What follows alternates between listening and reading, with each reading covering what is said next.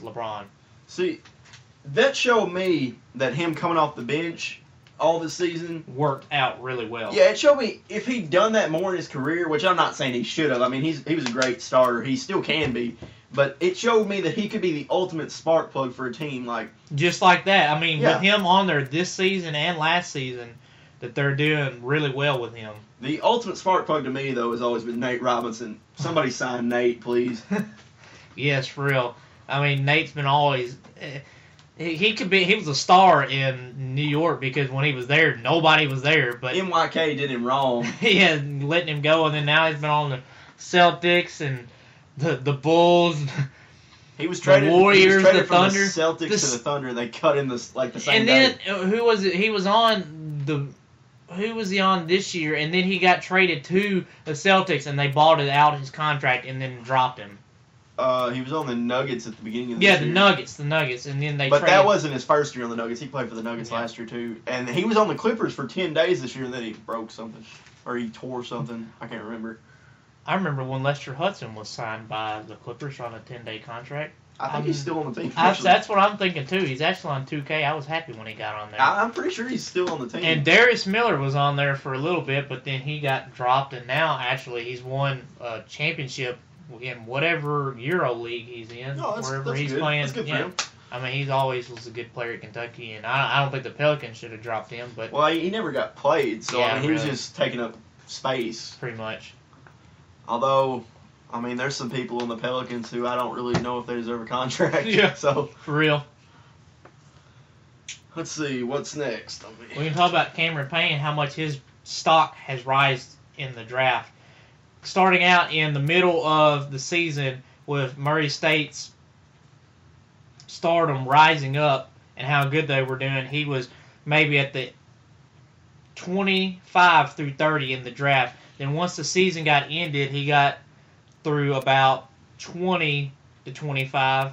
And as the draft combine went around and everything, when he said that he was going to go in the draft, it's rose really big time. And from what I've seen, they said that his draft stock has rose the most out of everybody, and he is number 3 in the point guards. He said that I read something the other day saying he thinks he's the best because he's supposedly the only person that's read and kept up with the mock drafts and everything, and he thinks that he's the best. He is really good. I don't think he's better than D'Angelo Russell, to be honest, no matter how much I like Cameron Payne or not. He's an awesome player. He can be a star wherever he goes, no matter where he goes. Most likely going to look like the Thunder. I think he could go in the top 10 right now. Yeah, I think it just he could. depends on who wants him bad enough. Heck, he could go top 5 if anybody that wants him gets him. Yeah. Now, he's really grown on me as a player. When I first saw him play at Murray State, I saw him as a poor replacement for Isaiah Cannon. But he actually worked out. He's I mean, for a real. good replacement. See, because when I was reading the other day, it said that he was the third, when he started, or was a freshman in 2013, he was the third best point guard on their team. I don't know who the number 2 was, but the number 1 was Zay Jackson, and then he got hurt, and then they had to bring Cam in, and he scored 25, I think, in his first game he was there against that team they got blown out by this year, the very first one that they got blown out by in that Nashville. I can't even remember the name. The weird name, they almost got in the tournament.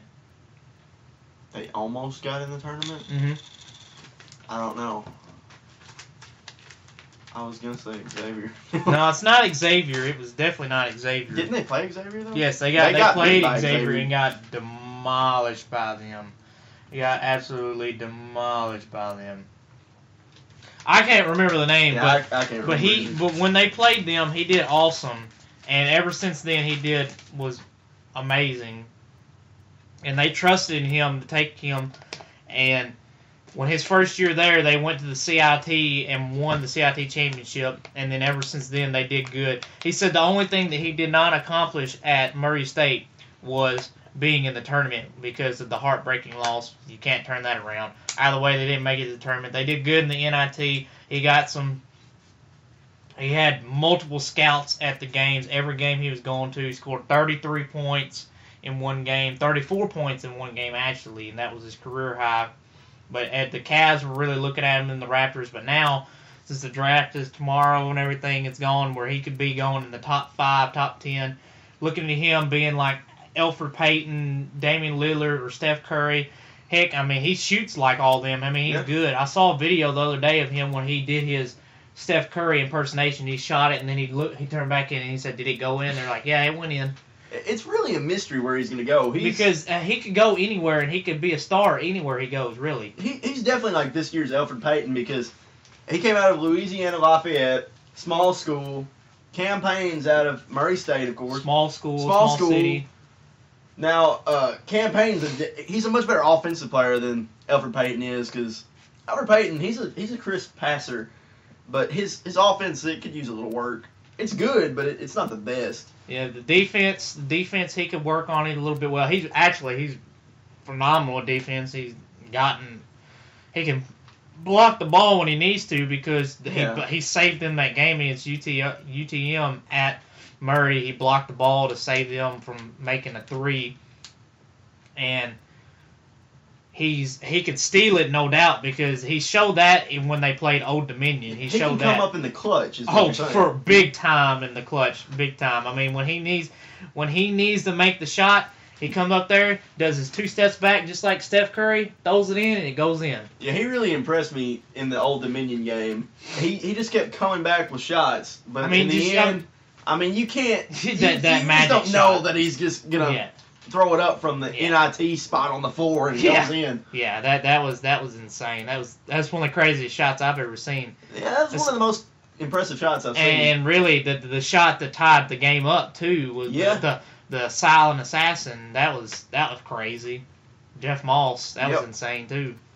It was a good game. Yeah, it was good. And even though they did lose, and I mean they made it far in the NIT, they got noticed. At least it was an exciting game. I mean it was good. Yeah, him, Cam, Jarvis Williams, Jonathan Farrell, and T.J. Sapp all got looked at that game. Yep. Now Jonathan Farrell, hate to say it, he's not going to the NBA. No, now, he's not.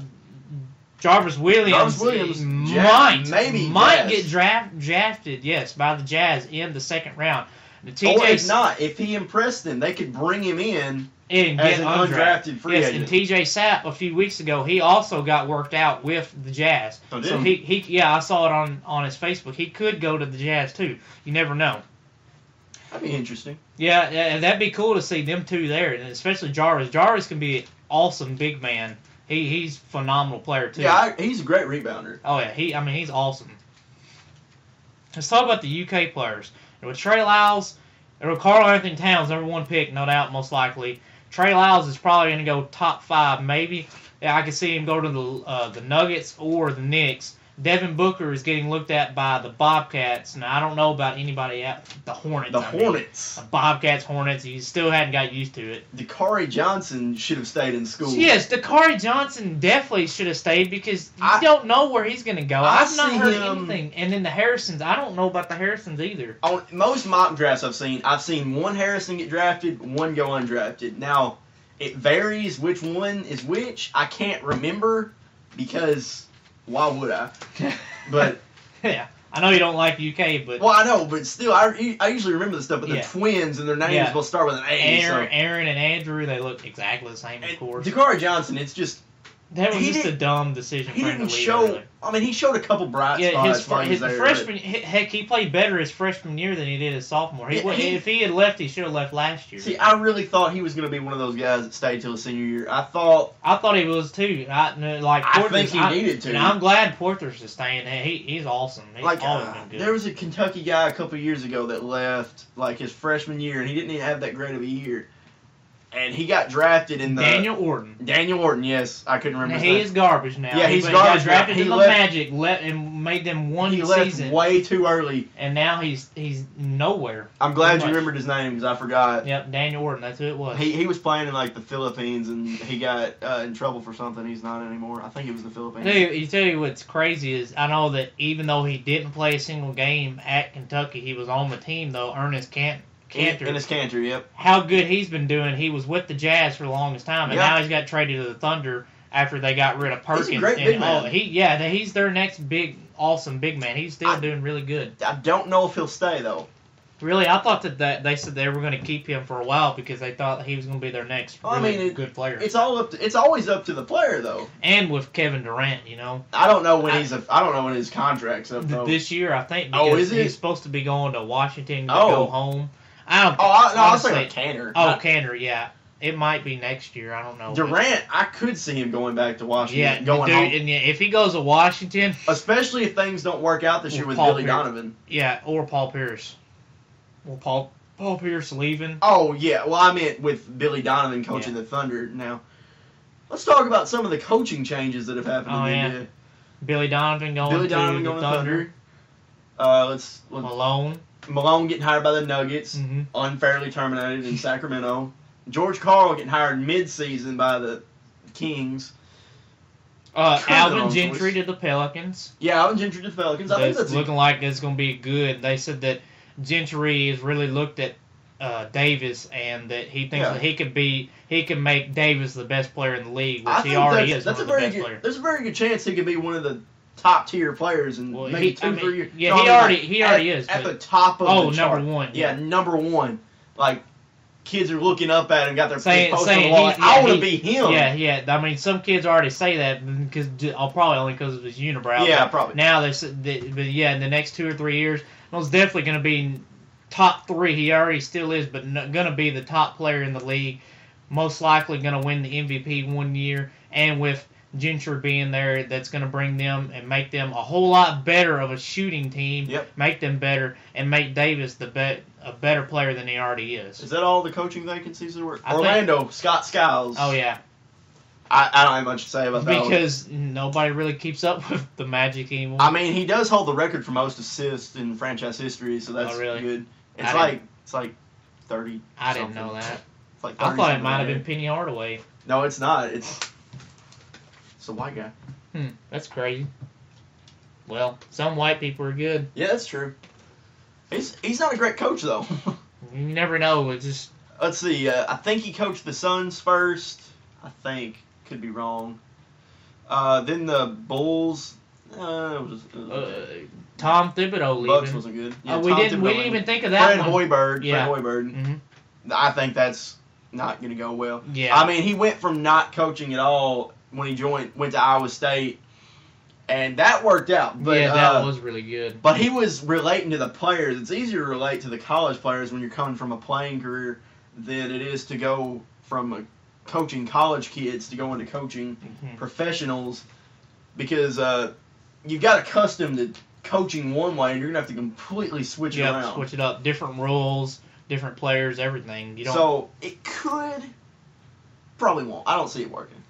I see him gone in like 3 years. Yeah, I was just about to say about 3 years. Because remember, Phil Jackson's gone from the Bulls back in the late 90s.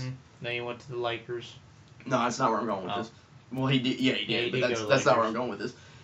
They were. I don't know if they directly replaced him, but eventually he got replaced with a guy from Iowa State.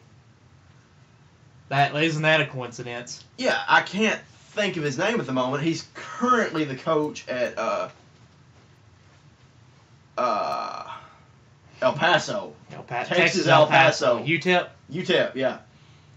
What is his name? He coached at USC. I remember he got mad when they played Murray. And he coached the Pelicans. When they were the Hornets. I was going to say, I don't remember him with the Pelicans coach. Yeah, it was when they were the Hornets. Yeah, either way, it didn't work out that well. Yeah, I'm pretty sure he was the Iowa State coach. Pretty sure. I just don't think they should have got rid of Tom Thibodeau. No, I don't. Because and I think they're just now getting, with Derrick Rose being good, with Jimmy Butler possibly going to leave to go to the Lakers, most likely going to, which I would not mind that at all. He's a good player. I don't know if he'll end up in L.A., but I don't think he'll be with the Bulls for much longer. But LA seems logical. It seems anybody that becomes a free agent, that's where they're going to go just because LA's got money. Yeah, it seems LA or New York. Yep. Or it was the Heat, but now, with LeBron gone. No, Pat Riley's his decision making, it's He needs to hang it up.